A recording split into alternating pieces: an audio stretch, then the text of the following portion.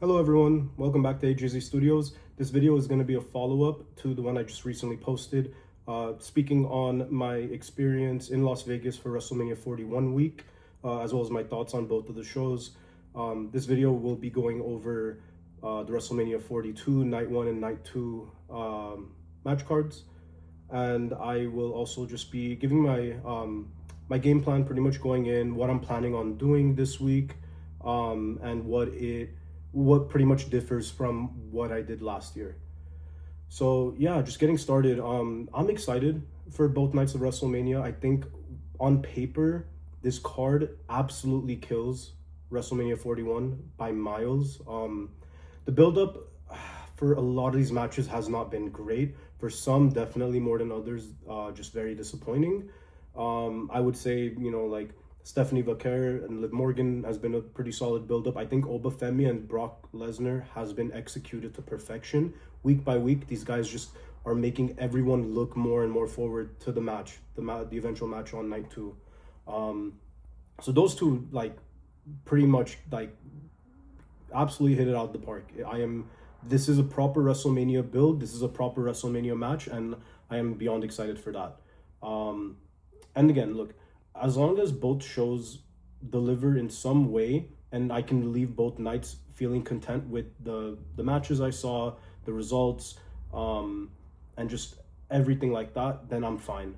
But like, for example, last year when it's like I left both nights of WrestleMania, one night 1 being a very mediocre show with an amazing ending, and night 2 being a slightly better show with a terrible ending. I just don't want that for a WrestleMania. I want a consistent show. I want to be into most of, if not all, the matches. Like, even going back to WrestleMania 40 and 39, I wasn't necessarily into every single match, but there were a lot more matches than not that I was just completely invested in, completely into, and that wasn't the case for 41. So I'm hoping 42 will be a much better show, and I think it will be. 41 just does not hold up a high bar at all. Like, I am very, very confident in saying WrestleMania 42 will be a much better two-night experience than what WrestleMania 41 was. So night 1, we have the Vision, Logan Paul and Austin Theory with IShowSpeed as a part of their team, a 6-man tag team match. They are taking on Jimmy and Jey Uso and LA Knight. I'm looking forward to this. I think this will be fun. I like IShowSpeed's involvement in the WWE. I literally watched this guy's videos like way back, like not way back, but like a few years ago when he wasn't as big of a name as he is now. Just making like FIFA videos and like pack opening videos on Ultimate Team, and like it's just funny to see like this guy's now like on a WrestleMania card. So I loved his involvement at WrestleMania 40 in the Prime suit when Orton RKO'd him. Loved him getting speared by Braun Breaker at the Rumble back in 2025. Like, so I think we're in for a fun match. It should be good. Jacob Fatu versus Drew McIntyre in an unsanctioned match. I think these two are going to go out and have a great match. It's unfortunate that Drew isn't going in as champion and that they didn't go down the route of a fatal 4-way match for the WWE Championship with Drew defending against Jacob, Cody, and Randy. I think that would have been a much better decision, and I'll get to why in just a moment. But I think Drew and Jacob, with what they were given, an unsanctioned match, it's going to be pretty chaotic. I don't think, right, Drew pretty much had that Sin City Street fight with Damian Priest last year, and that was fun. Nothing too crazy. I'm pretty certain this match will top that. Stephanie Vaquer versus Liv Morgan for the Women's World Championship. The feud itself has been pretty solid. I'm looking forward to it. I think it should be a good match. I expect Liv to either win, or we're probably going to be getting a Judgment Day breakup with Raquel or Roxanne turning on her to have Stephanie retain the title. So don't know what to expect, and I like that. I like how it's kind of unpredictable, because like you could have Liv just win the title straight up and continue as champion, but you could have Stephanie have that big moment defeating Liv, and it is at the cost of it's due to the Judgment Day costing Liv Morgan. So I do like how most of these matches aren't very predictable. I would say it's pretty predictable that Jacob will beat Drew, just because it is known that Drew is going to be filming a movie right after WrestleMania. So there's that. AJ Lee defending the Intercontinental Championship against Becky Lynch. I really enjoyed their match at Elimination Chamber. I thought it was fun. I know like most people weren't like that like high on it, but like whatever. I think both are very talented and they're capable of putting on a good match. And this match should be better than what they did at Elimination Chamber. So if that match did not impress you, hopefully this one does. It's on a bigger stage. Becky has had great Mania matches in the past. AJ doesn't have like a crazy WrestleMania track record, right? She only had WrestleMania 31 teaming with Paige against the Bellas, which was actually a pretty fun match. Like it really did add to the enjoyment of WrestleMania 31 just being a full consistent card with that women's tag team match. WrestleMania 30, she had like that huge, like, I guess it was like a Vicky Guerrero invitational like match, or it was just like a free-for-all with like, I don't even know how many divas at the time. And AJ retained the title in that match. So it's crazy that now she's finally getting her first ever one-on-one match at WrestleMania. And I'm hopeful it'll be fun. I'm hopeful it'll be good. I think it'll be good. I fully expect Becky to win the title back here. I can't see AJ retaining it. I don't believe she's going to be a full-time member of the roster moving forward, which is totally fine. It was great to have her around for Survivor Series, for Elimination Chamber, for this, and getting to see her in person. I'd met AJ 4 years ago, or 5 years ago at this point, and just like she was completely out of wrestling at that point, and she was a very kind person. Like, so just to kind of see her back in the ring was pretty surreal, because I was having a conversation with her just like a week after Punk had returned to wrestling in AEW. And like whole story behind that situation. I was supposed to go to Chicago to watch Punk versus Darby Allin, but I broke my leg playing soccer. So I was literally on crutches when I met AJ. I told her the scenario, and like overall just cool conversation. She was excited to have Punk back in wrestling, and I'm sure like as time passed, she decided she wanted to come back. So it's awesome to see that actually came to fruition. And now she like has a big WrestleMania match with one of the best women's wrestlers of all time. So I'm hopeful. I think this will be good. I'm just going to be optimistic about it. We have the Fatal 4-Way Women's Tag Team Championship match. Nia Jax and Lash Legend defending against Charlotte Flair and Alexa Bliss, as well as Bayley and Lyra Valkyria, and as well as the Bella Twins. Not much to expect here. Honestly, I knew there was going to be a multi-woman tag team title match. It just seemed like it made sense in the last month or so. I was kind of hoping it would be a ladder match. Like that would have made this like crazy, like just very unique match. I don't think we've ever really seen a multi-women tag team match, but ladder match like at any PLE, or I don't think it's happened before on WWE television. So it would have been cool. But of course we do have a ladder match on night 2, so they weren't gonna do 2. I don't know who wins here. I would imagine the Bellas will eventually win the titles, right? They want to have that moment. Are they going to trigger that at WrestleMania, or is that something that they'll eventually do because they don't really want to, get that accolade too soon and just kind of not really have a reason to carry on with their run after they lose the titles? So maybe they might build to a separate moment for them to win the titles. Yeah, I don't know. It's kind of unpredictable who wins. I could see Lash and Nia retaining. Charlotte and Alexa, I'm sure, will eventually break up as a team and have a singles feud, maybe with Alexa being the heel. But I could see them have another tag team title run in them, with that run eventually leading to the breakup. So that could start here for all we know. But overall, it'll be a fun match, I'm sure. Seth Rollins versus Gunther. How the heck did we get here? Oh my goodness, this is gonna be phenomenal. Seth was on I think the Rich Eisen show like earlier this week, saying like he's gonna go all out in this match. This is gonna be WrestleMania Rollins, as you'd expect. I know who he is as a competitor. He's my second favorite wrestler of all time. I know he's gonna deliver. Gunther, in recent years, and just since I became a fan of his in 2019 when he was still Walter, his matches have been phenomenal with the likes of Pete Dunne, Ilya Dragunov. I enjoyed the match with Cena. I enjoyed the match with Punk heavily. That was an amazing match. The AJ match at the Rumble, AJ's retirement match, that was great as well. So, and yeah, I can't see this being anything short of extraordinary. This is going to be a great match. This may potentially be the best match of WrestleMania Night 1. And it's just crazy how we got here, because Seth's original opponent for WrestleMania was going to be Braun Breaker, and Gunther's was going to be Rey Mysterio, and injuries kind of got in the way of both of those matches happening.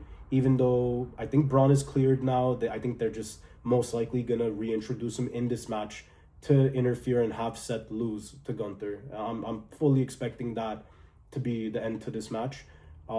With maybe Braun coming in as a masked man, just to kind of play off that theme that's been going on since even before Seth returned.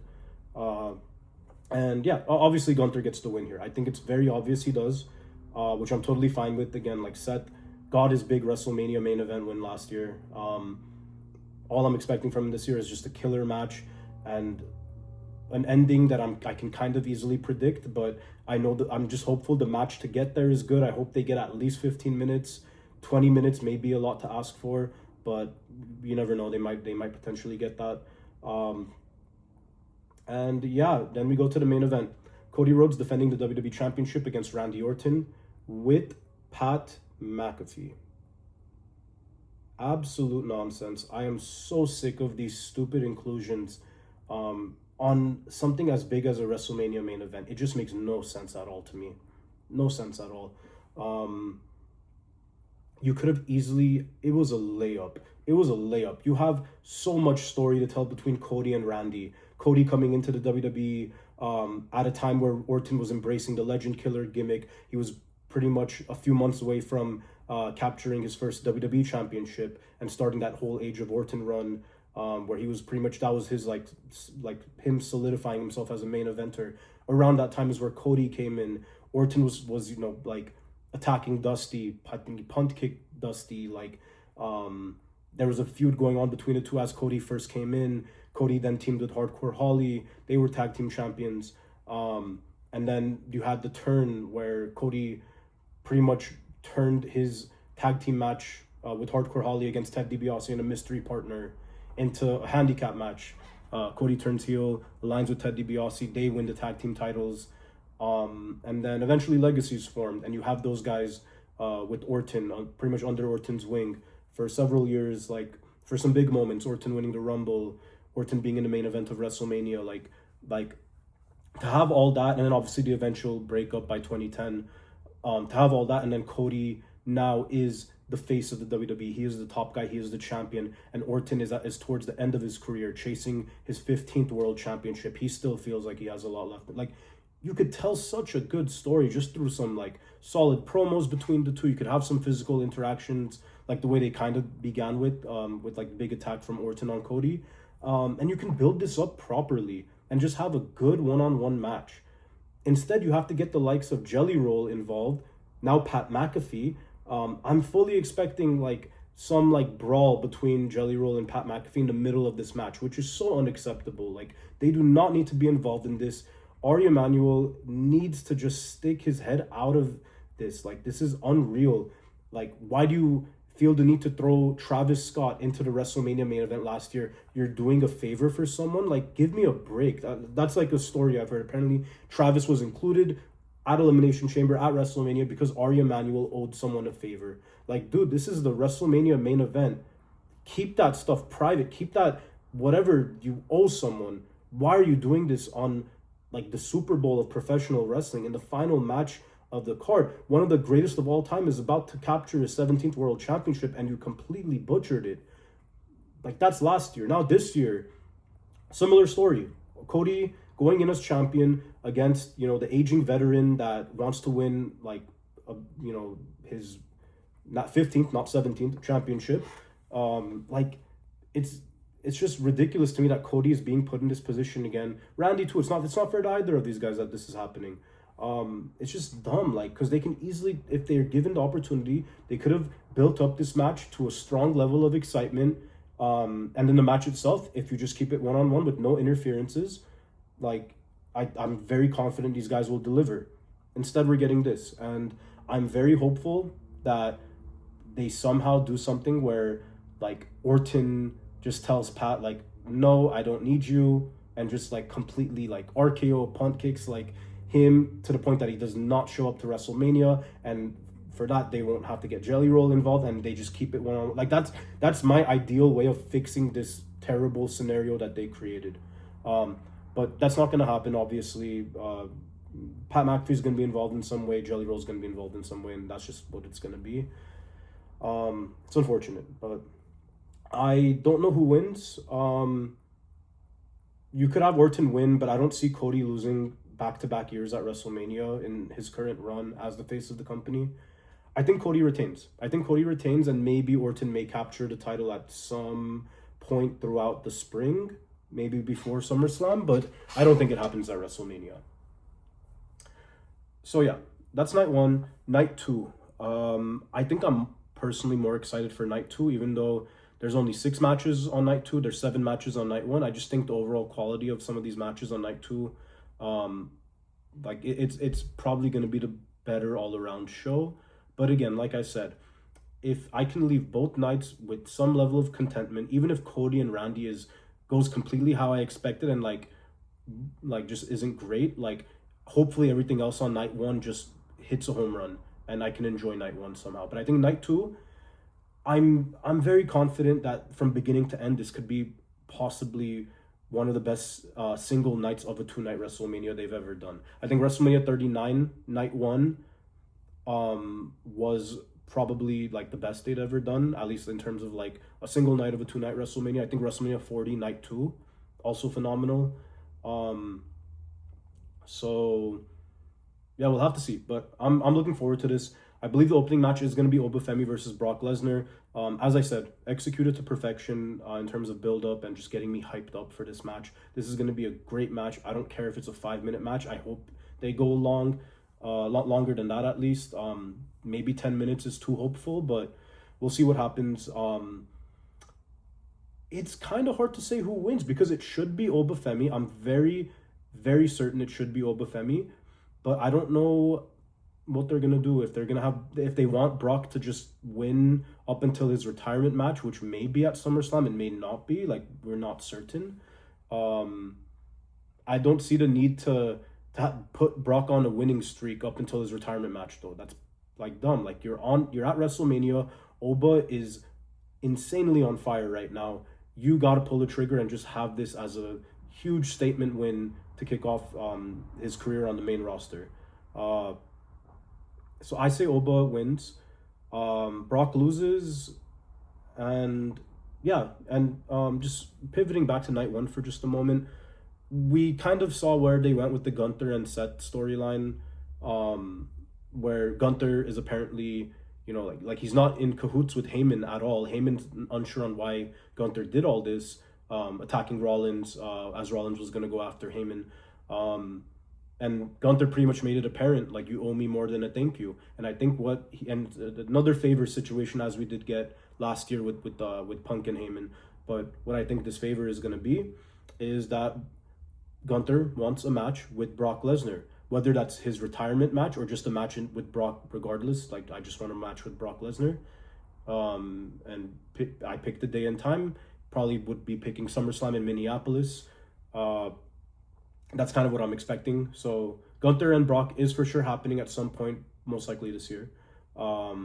That's the thing though. So I don't know if they want Brock to win to just make that match seem bigger, but I think that's a wasted opportunity. Like Gunther versus Brock, Gunther wins that for sure, but Brock does not have to win like all his matches leading up to that.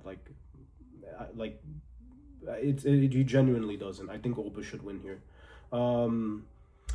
Then we have an Intercontinental Championship ladder match, 6-pack ladder match. We have Penta defending against Javon Evans, Dragon Lee, JD McDonough, Rusev, and Rey Mysterio.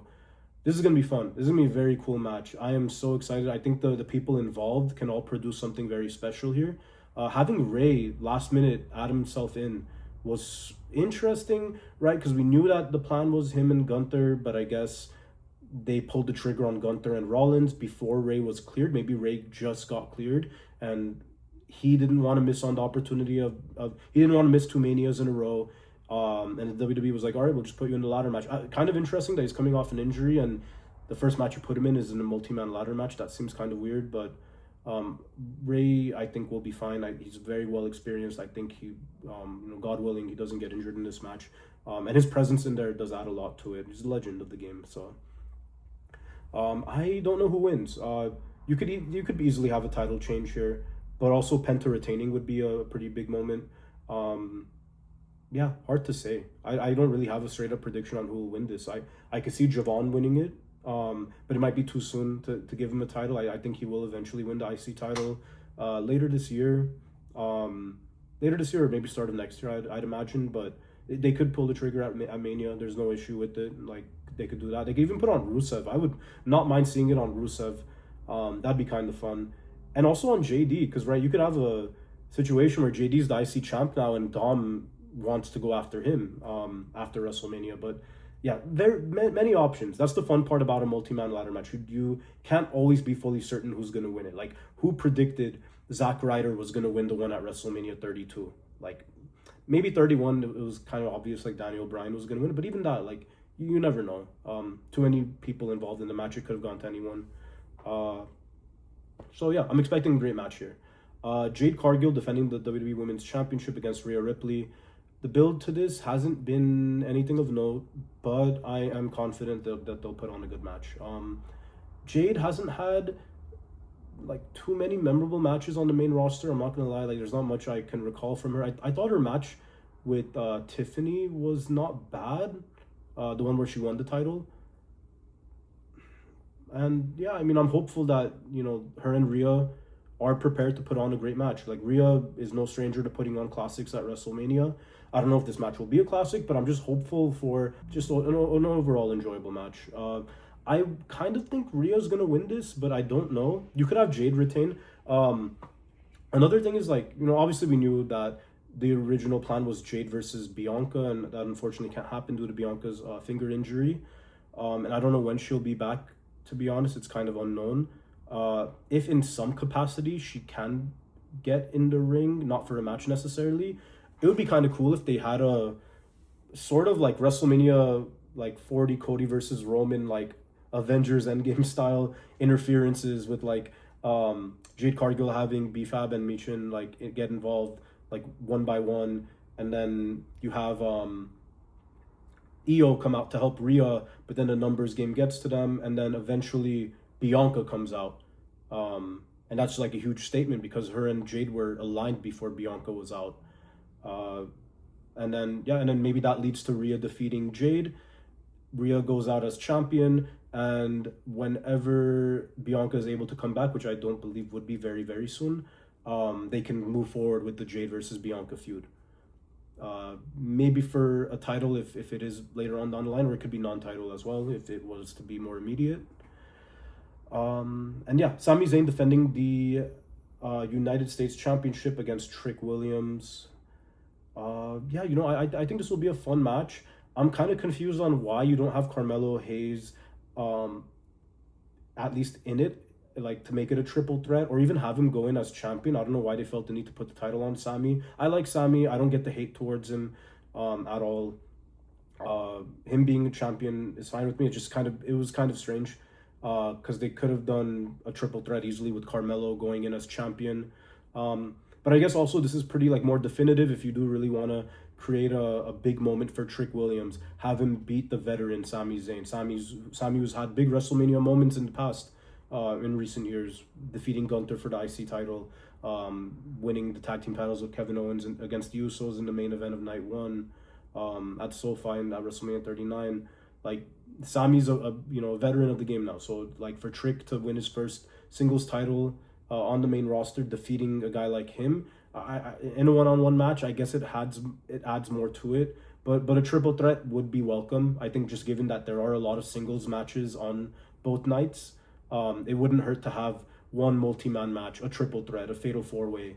And I know we do have the like fatal four-way tag team match, but you know what I mean, like a singles, men's or women's, like fatal four-way match. So yeah, definitely think Trick gets the win here. It's gonna be a big moment. Pretty like similar to what we saw from Dom winning the IC title last year. Like I'm hoping for an ovation to that extent, if not better. And yeah, speaking of Dom, we have the Demon Finn Balor versus Dominik Mysterio. I'm excited for this. They did pretty much have a match last year at WrestleMania, technically for the IC title in the Fatal 4-Way with Braun Breaker and Penta as well. But a one-on-one match was needed between these two at WrestleMania, especially just to kind of wrap up, you know, like that whole arc. Because like Dom coming to the Judgment Day, like in 2022, his heel turn, everything from that point was all under the wing of Finn Balor. So it is this is like a 4-year story in the making, to be honest. And the Judgment Day will go down as like a pretty memorable faction once it's all said and done. I don't think anyone expected it to be as big as it was. But, you know, this match is needed. I think it brings a lot of closure to that part of both of their careers. And, you know, I think after this, Dom, I would imagine Dom will go on to bigger and better things. Finn, I don't know where Finn goes from here, to be honest. I'd imagine... I would love to see him win a world title at some point, but it looks like that train has passed. But anyway, with this match, I see Finn winning. I think Finn needs to win this match just as like, you know, he hasn't won on a PLE in years. He had the big match with Punk last month, so a lot of people are rooting for him to you know, win a big match on Mania. I see Finn winning this. I don't see Dom winning this, and it won't hurt Dom in any way at all because his career is moving at such an exceptional pace. Like he's gonna be a top star like within the next few years. Like I'm talking like world titles at some point like in the next few years. So Dom will be fine. I think Balor gets the win here. And then you move on to the main event of WrestleMania Night 2. CM Punk defending the World Heavyweight Championship against Roman Reigns. I am very excited for this match. The feud and the build-up has been okay. I thought, you know, the actual like interaction between the two where Roman chooses Punk as his champion of choice to go into WrestleMania to face. Thought that was an amazing like back and forth between the two, probably one of Roman's best promos of his career. And then yeah, from there it just kind of seemed to slow down a bit. Like I feel like Punk was throwing a lot of stuff at Roman, like the comments about his father, about Roman's father, saying I'm gonna bury you next to your father, like things like that. It's like you expect Roman to go down a similar route, like just throwing some like heavy low blows at him. Like I'm not saying go and talk about Larry, of course. I'm not saying like you have to do that, but like you talk about a man's father, he and he on impulse is just like saying things. He might say something offensive about your dog that just recently passed. Like these are like that's trash talking. That's unfortunate like things to say, but that's what happens. And like I just don't think Roman got to that like level. It just, you got the Usos involved for a bit, and then now they're not really involved in it as much anymore. You had some like, you know, you had Roman take out Punk, put him through the announce table, then you had Punk return the favor the next week or like a few weeks after that, I can't really recall. And then recently on Raw, you had Punk give an absolute killer pipe bomb promo. Like that got me hyped. And it was like, a lot of it was like for the stuff he said about Roman, but also the stuff he said about Pat McAfee, Ari Emanuel, Rock. Like I love when like Punk just goes all over the place. But he first and foremost made sure to address Roman because that's the match they're building up to. And again, like no matter what the build-up was, I'm excited for this match because I think this world title run from Punk has been absolutely extraordinary. Like everything from like, you know, pretty much since the start of 2026, it's been great. Just because he wasn't really doing much since he beat Jay to win the title. Like he had the War Games match, which I enjoyed. I was there in person, like on the floor, seeing that War Games match. So like I loved like seeing Punk's entrance coming in as world champion. Like that was just such a cool moment. But like more so when the title defenses began, when he had his title defense against Braun Breaker, excellent, against AJ Styles, and then the matches against Finn Balor, like the world title run has been really great. And I'm kind of sad to see it potentially end here because I think they're going to put the title on Roman. And I don't think they should, but I think they're going to do it.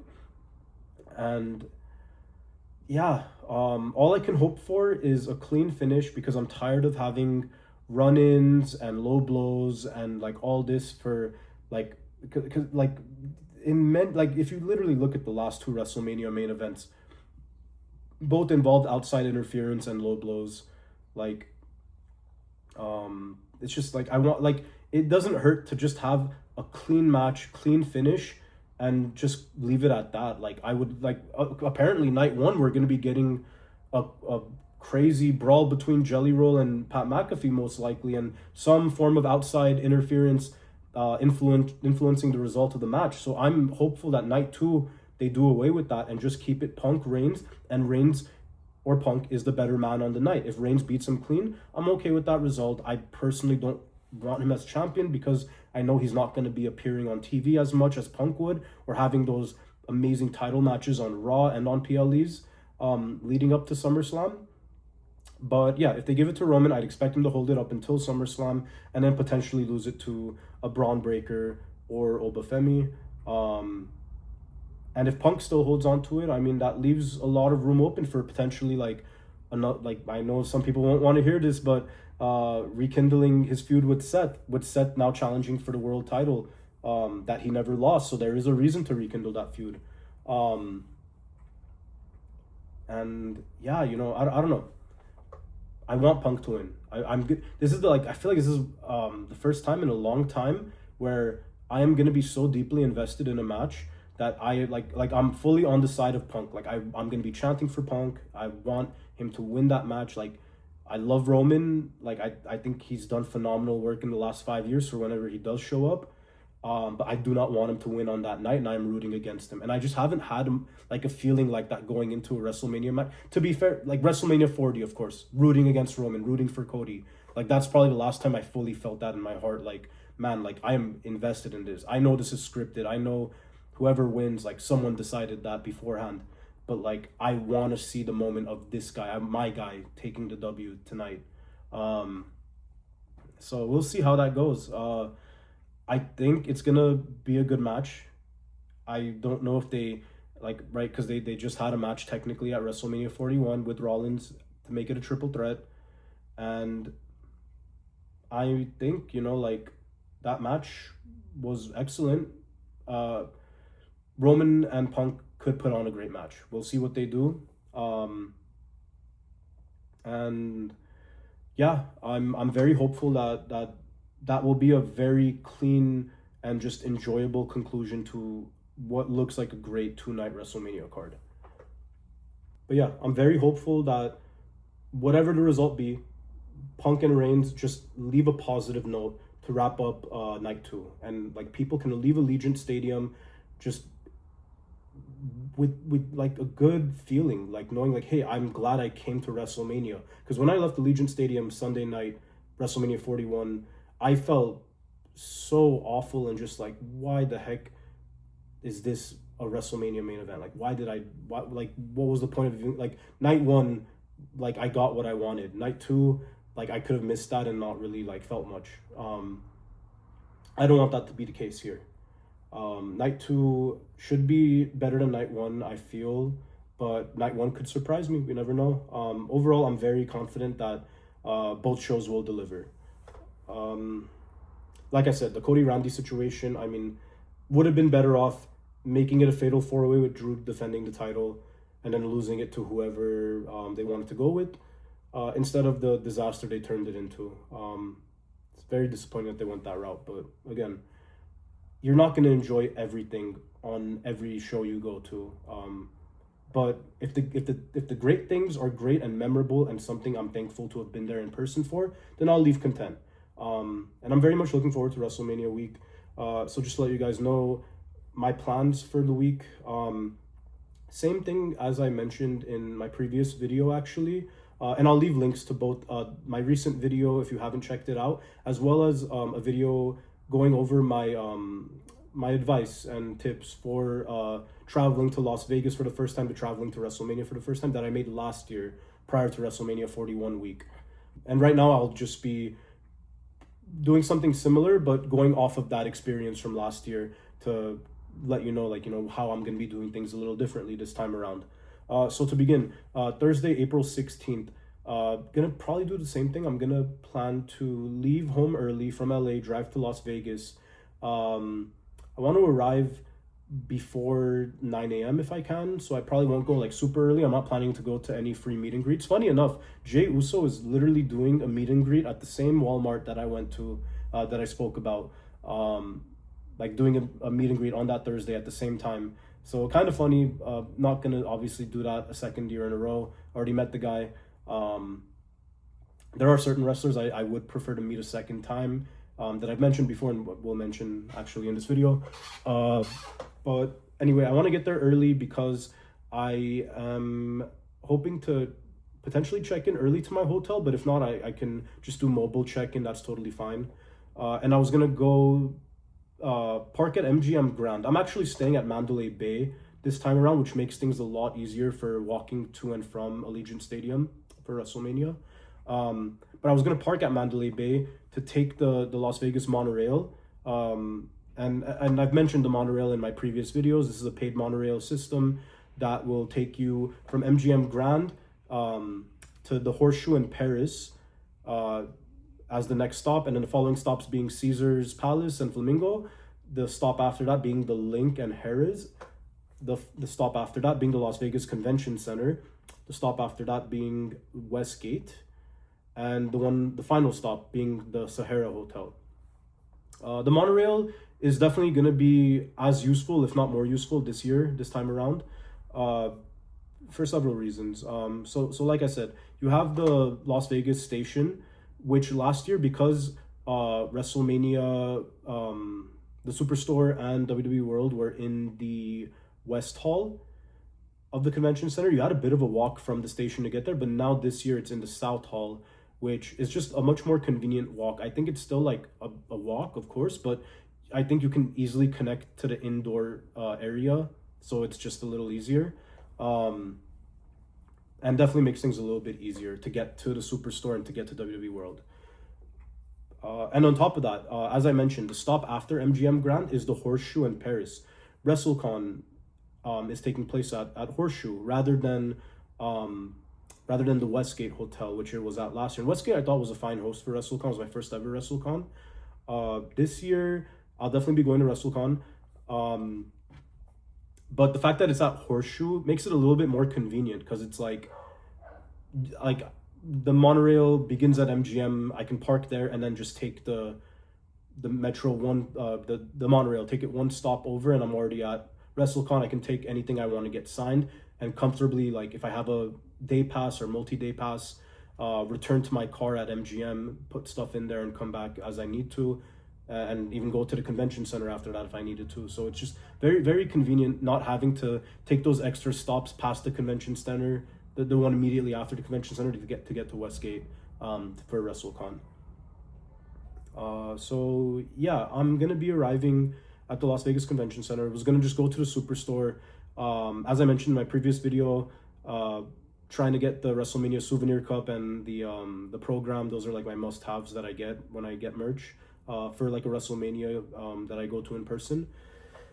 And then yeah, I'm actually doing WWE World on Thursday. I will be going there. I think they start at 12 p.m. And yeah, I'm just looking forward to it, because I didn't do WWE World in Vegas last year. I did it in Philadelphia the first year they ever did it at WrestleMania 40. And I'm excited, it'll be fun. Check out the little like exhibits they have there. May potentially do some meet and greets. I have to see the situation. They do have some free ones. There are some paid ones that I may potentially get last minute. I haven't decided yet. I'll speak more on meet and greets I actually did get. So yeah, Thursday, planning on doing World. In the evening, no plans in particular. I saw the Hardy Boys have a match with Gallows and Anderson that I may potentially want to go to in person, just because I don't know how much longer I'll have the opportunity to see Matt and Jeff perform. I think last time I saw them was in Vegas, actually, against the Young Bucks at Double or Nothing in 2022. So yeah, speaking of the Hardys, my plan for Friday, I was going to go to WrestleCon. That's going to be the one and only day I think I'll go to WrestleCon. So I'll make my way to the Horseshoe, again, using the monorail. For Thursday and Friday, I'm going to get a 2-day pass most likely.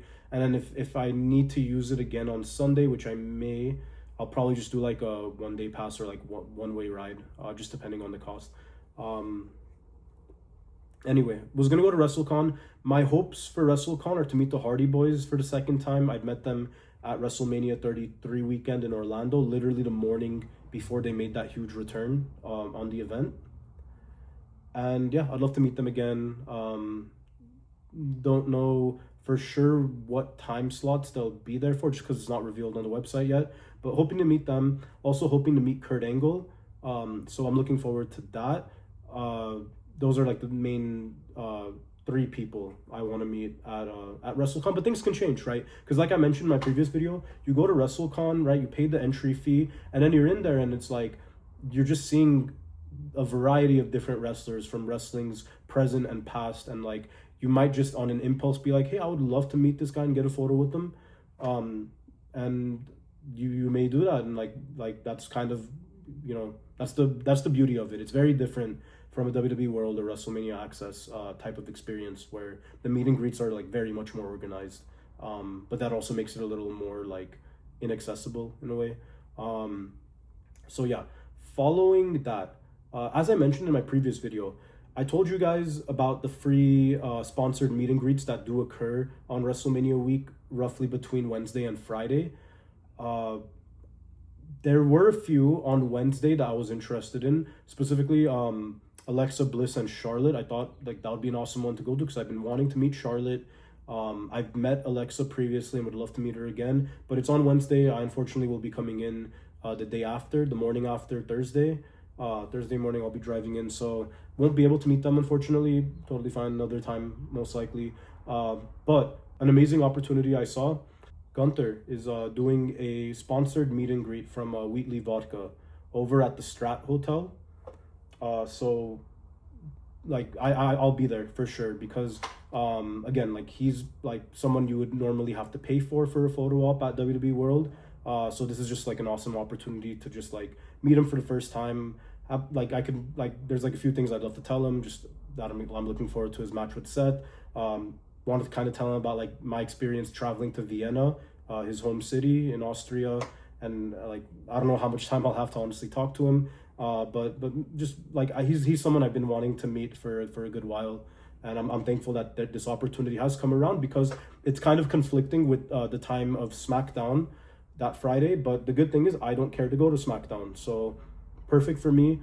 It might not even be too busy because people are at SmackDown. So and the nice thing is the monorail is pretty useful for this, because Sahara, the last stop, is walking distance from the Strat. So again, perfect scenario for me. I will try to arrive within like 2 hours ahead of time, just to make sure that like I'm not missing out on it. And yeah, really looking forward to meeting Gunther. That's Friday. I have a friend joining me on the trip. He's actually going to be coming to night 1 of WrestleMania. Unfortunately, he can't make night 2. Me and him are planning on getting dinner that evening at the Golden Steer, which is like one of the most difficult reservations to get in Las Vegas. It's like a historic steakhouse that's been around for a good while, and yeah, been wanting to try it for a long time. So I'm glad I can get to finally try it. Highly recommend, like if you like, for anyone that's going in Vegas, you know, go to like some of the nice restaurants at some of the hotels on the Strip, like and like a lot of the restaurants at the MGM properties, also at Caesars, at Wynn. Like you have some really good dining experiences. And reservations aren't too hard to make for those, as long as you do it like a week or two in advance, just depending. But and maybe even like on the days leading up, you can like check it out. There's so many options that there's bound to be something open, but I highly recommend it if it's like, you know, if you're not planning on being out like too late at like a wrestling related event, and you want to just go have like a nice dinner with a friend or spouse or anyone. It might be worthwhile just having that experience. But yeah, really looking forward to Golden Steer. I've been to several steakhouses across Vegas, so I'm hopeful that this is the best one, but we'll see. And then Saturday, my plan pretty much for Saturday, I was just gonna make it like a laid back morning. I was just probably gonna go to the pool at Mandalay Bay, relax a bit, just chill out, because I know I have a like big show to be at for several hours. So I think I just would prefer to keep my morning more laid back like that. And then I would say probably at 12:30 to 1 p.m. I'll start heading out for WrestleMania. and not like actually not even. I think I can lag it a little bit more, just given that I don't have to take the monorail. It's just like a straight walk from my hotel. So shouldn't be too bad actually. I may head out like 1:30ish. And then yeah, WrestleMania Saturday, gonna do that. And yeah, in the evening, I am debating on going to the Tony Hinchcliffe WrestleMania. Like I guess like it's not the roast of WrestleMania the way they did last year. It's a different thing. It's like a Kill Tony style thing, if you guys know what that is. And it's gonna be televised. It's gonna be on Netflix.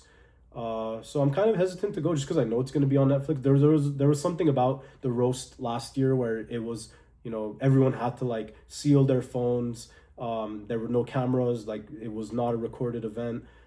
Just kind of makes it more worthwhile being at. But also I enjoy comedy. Like I think it'll be a fun time. So may potentially go, may not, but it'll be a last minute decision if I do go. Also, I didn't mention, but Friday, I initially wanted to go to the Hall of Fame. But again, that steakhouse reservation I had to make months in advance. Like, and I just didn't realize I was going to overlap with the Hall of Fame, but I am. And I'm kind of bummed out because I would love to see AJ Styles' induction. So I'm going to miss that, unfortunately, but I could not switch my reservation out for like the following day. Like I said, it's one of the hardest reservations to get in Las Vegas. So, Sunday morning, I am going to WWE World again. So gonna be doing it 2 days, Thursday and Sunday.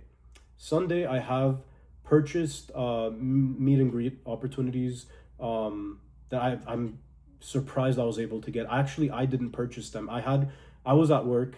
I didn't have access to like get into the queue and just I was busy. I had meetings as well that morning, so I had a friend join the queue for me and gave him my card info, had him purchase tickets for me, and he was somehow able to get me an AJ Styles photo op, an AJ Styles autograph, and a Cody Rhodes photo op.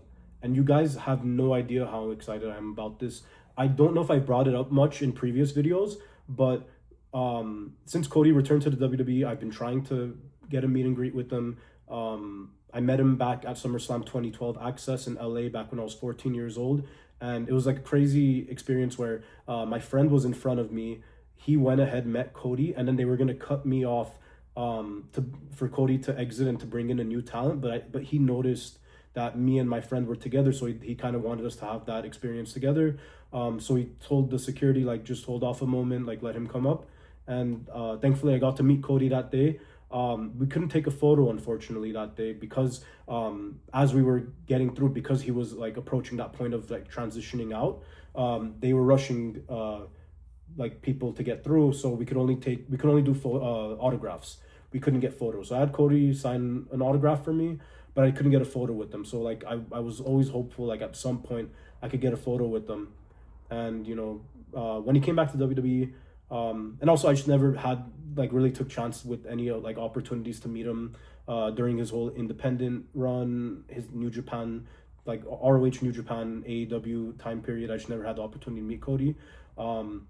For WrestleMania 39, they didn't have WWE World, but they were offering meet and greets at the convention center just as like a precursor to what World eventually became the following year.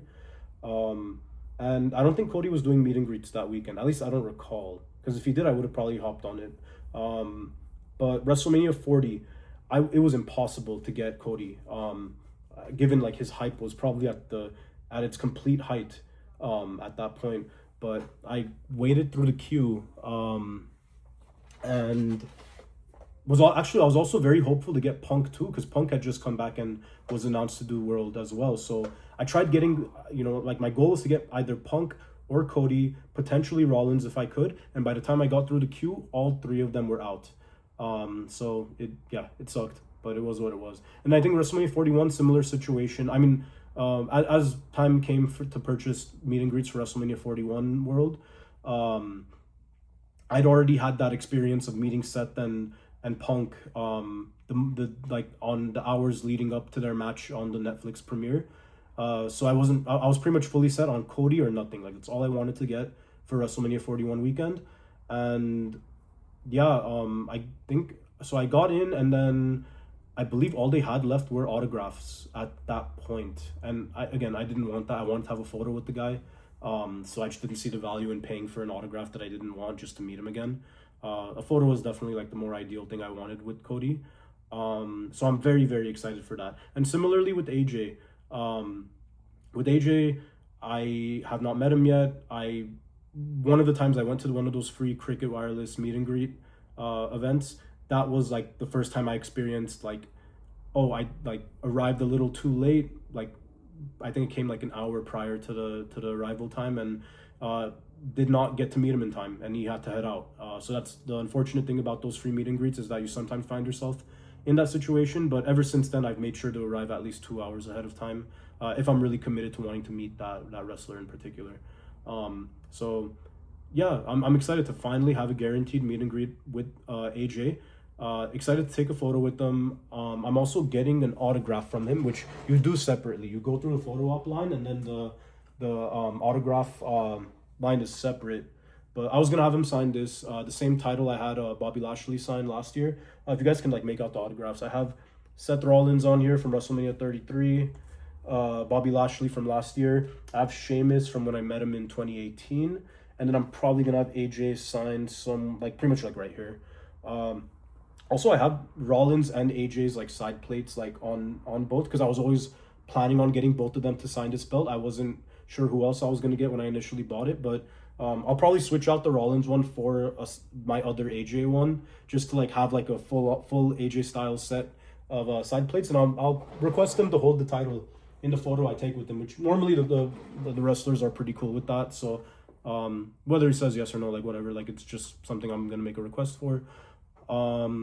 So yeah, it's kind of exciting to like, like after 2 years of not doing World, like finally doing World again, and I'm actually doing the meet and greets, because last time in Philadelphia, I didn't do any meet and greets. I just kind of came in, hung out, watched the Slammies.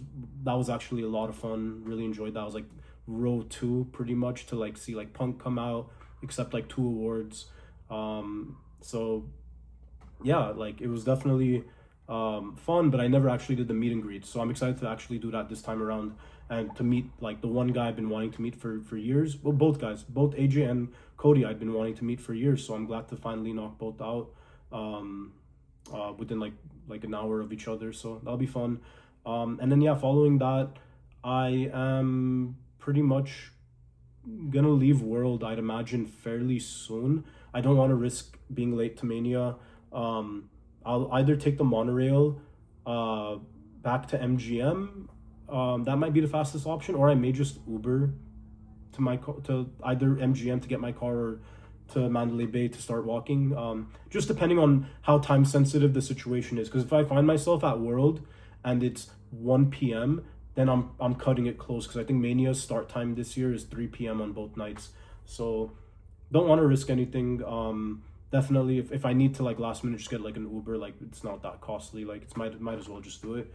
But yeah, gonna right after World, gonna head back to Mandalay Bay most likely, then go to Mania, night 2 of Mania, looking forward to that as well.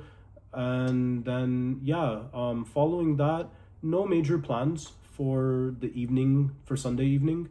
I do know that Gronk is doing another like Gronk Beach type of DJ event. I don't know if there's any other artists actually that are going to be present at that, but this one's not at Live Nightclub or Live Beach Club at Fontainebleau. This one's going to be at the Marquee Day Club, which is over at Cosmopolitan. So kind of in the heart of the Strip. I really enjoy that area where Bellagio, Cosmopolitan, Vidara, Aria. I think that is genuinely like one of the best parts of the Strip. So not a bad place to be. I don't think I'll go to that, to be honest. It might be like a last minute decision if I do. Might just take it easy that night after like a few days of craziness. And then yeah, Monday comes along. That's gonna be my final day, and just as I mentioned in the previous video, I'll have to make a decision on whether I'm going to be checking out late that evening and just making the drive back, or if I'll check out Tuesday morning.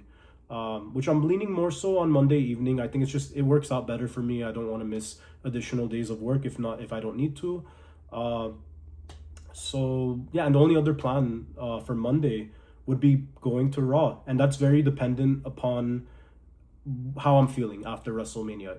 Is the outcome of all the matches I was looking forward to enticing enough to make me want to see the follow up on Raw, if there is even any?